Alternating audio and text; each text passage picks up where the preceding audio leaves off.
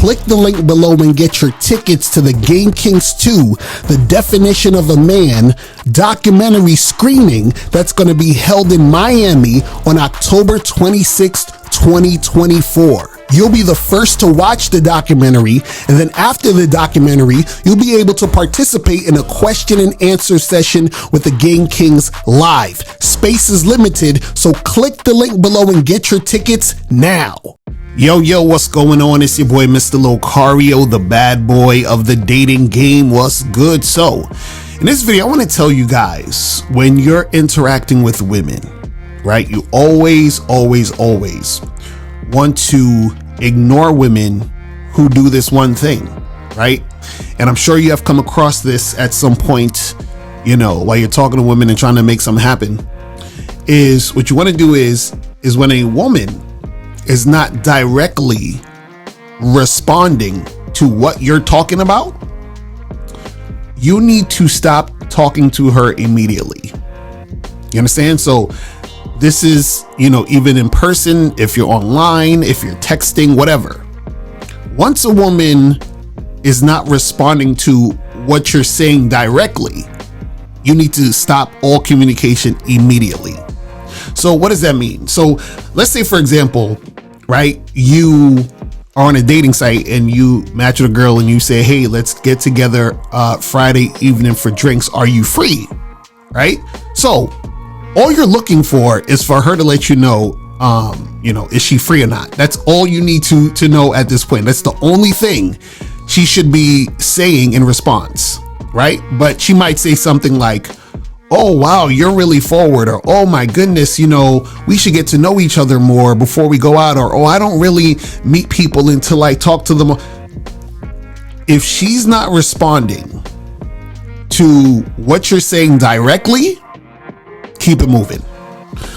Another example is, let's say you are talking to some girl somewhere in person, you know, face to face, you're at a bar, party, club, whatever it is, and you say to her, like, hey, you know, take your phone out, take my number down, like we should hang out sometime. And, you know, her response is, she looks at you and she says, oh, that's a really nice tie. Where'd you get that from? Right? So what happens is that she's not directly responding to you telling her to take the phone out and put the number in there. She's trying to change the subject so that she can avoid getting to that point. Now, why do women do this? Women do this because they are not really interested in you, but they are interested in your attention. So what happens is that a lot of you guys who are very indirect, what you do is that you give a lot of women wiggle room to, you know, be very like indirect with you and waste a lot of your time, right? But see, when you're direct about what you're saying and the things that you want to do, right?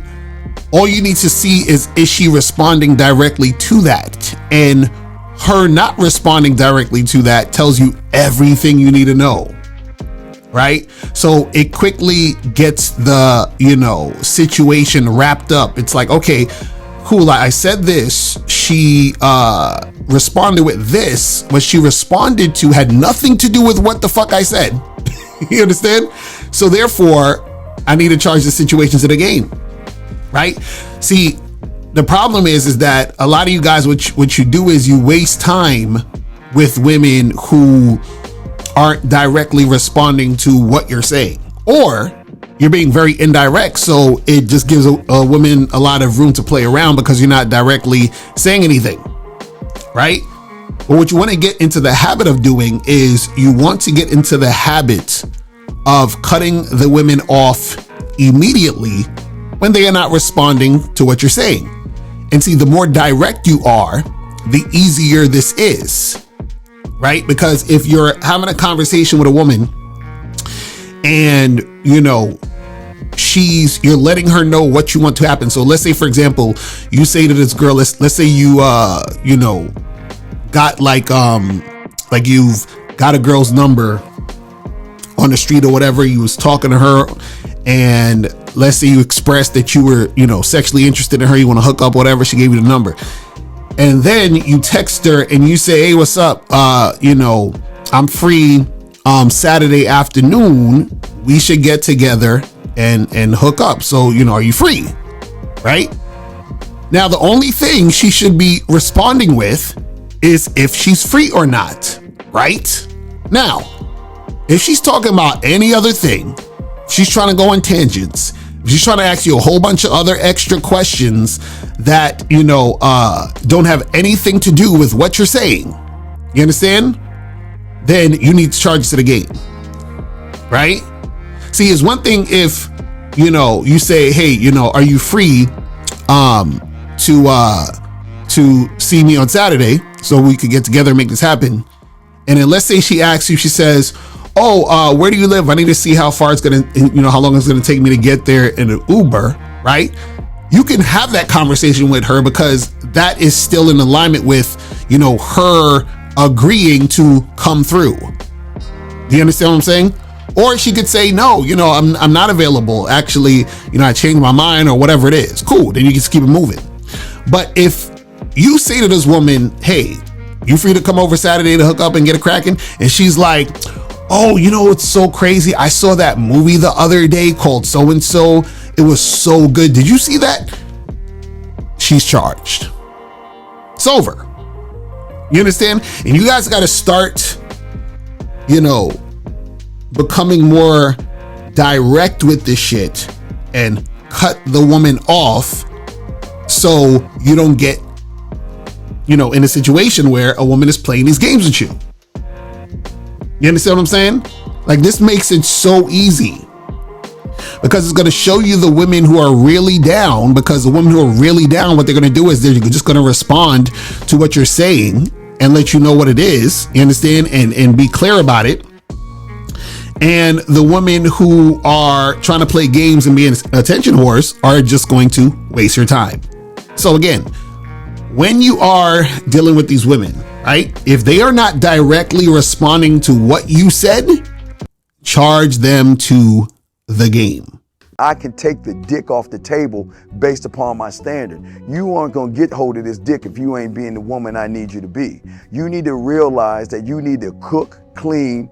You gotta understand that you're not the only woman. And if you can accept that, that's fine. That's just the beginning, because you gotta work hard for me, because I work hard for me. So that means if you get with me, it's not gonna be easy street, because I need to be satisfied, because it ain't no happy wife, happy life bullshit. It's happy Steve, happy Steve. Being strong with self, understanding who you are, that is the biggest defense to bitch ass weak men. And there's no excuses for the men not to be strong. But see, there's so many forces, and then so many men are embracing weakness. I can't stand weak men. Like, I don't like to talk to them. It's hard for me to talk to these losers.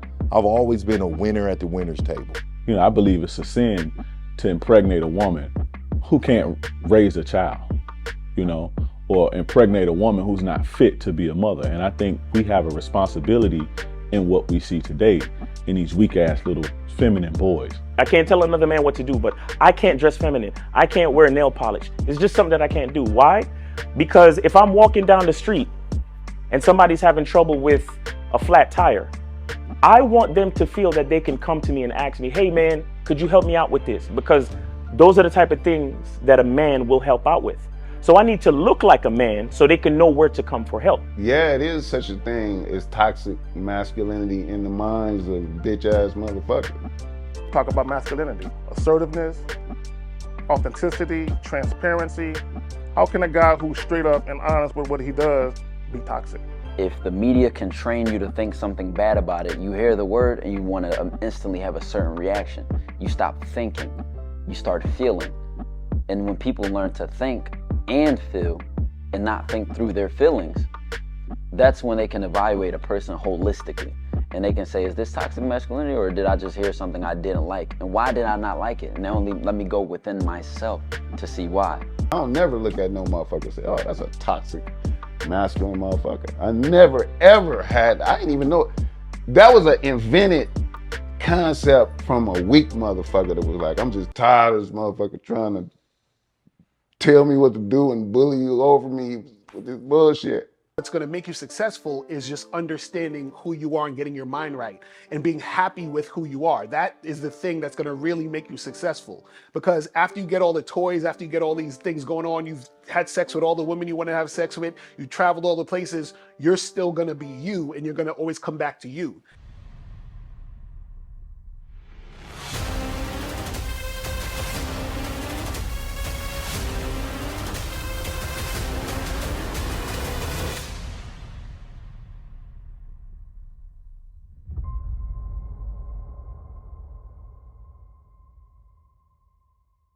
Why do I do this? Why are we even doing this documentary?